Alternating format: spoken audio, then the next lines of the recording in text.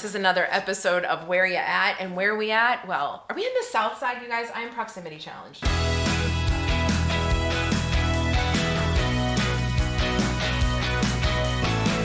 You're on the South Side, yes. 48 years I've been here, and I still don't get all my places straight. But we're here with our dear friend Katie Blackley. We've been talking about this forever, that we want to get a tour of WESA, WYEP. There's so many legendary stories that come out of here. And guess what?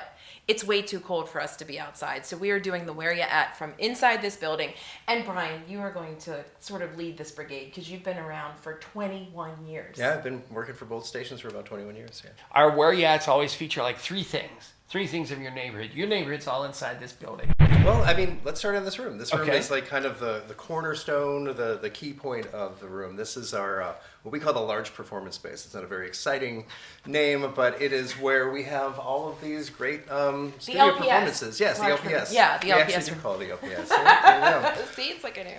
But a lot of great performances have happened right here on the stage. We've hosted mayoral debates. We've hosted, blood drives. We've had so many different things happen in this room. We've had legendary artists in here. This is one of the first LEED certified public broadcasting stations in the country. So almost everything you see is either recycled material or and recycled in a lot of ways. Yeah, basically these panels, these acoustic panels are made out of shredded wheat for the most part. You couldn't eat it.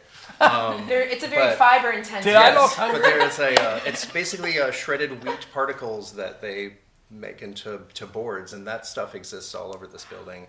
The ceiling itself is made out of recycled blue jeans. So place number 2, where do you want to take us next?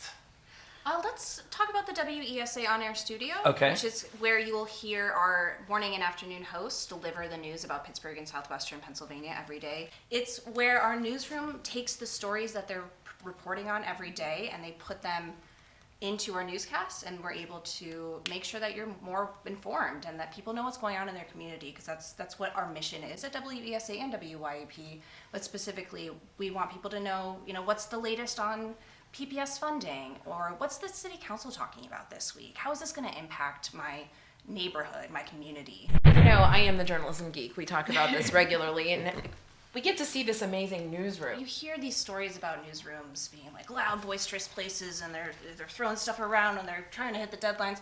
But overall, I love this newsroom because we are so good at collaborating with each other. We talk to each other all the time. Our newsrooms have worked together in the past, and I'm thrilled about where we are right now. We're not only going to do 3 stops on this.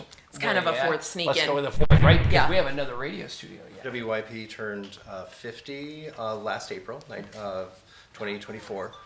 50 years. All the music that has come through this station in those 50 years is amazing, because it's stayed a member-supported public radio station for the last 50 years. If you want to learn more about WESA and WYEP, WESA is at wesa.fm, like FM radio, and WYEP is at wyep.org. They're very professional because they didn't say W. Oh,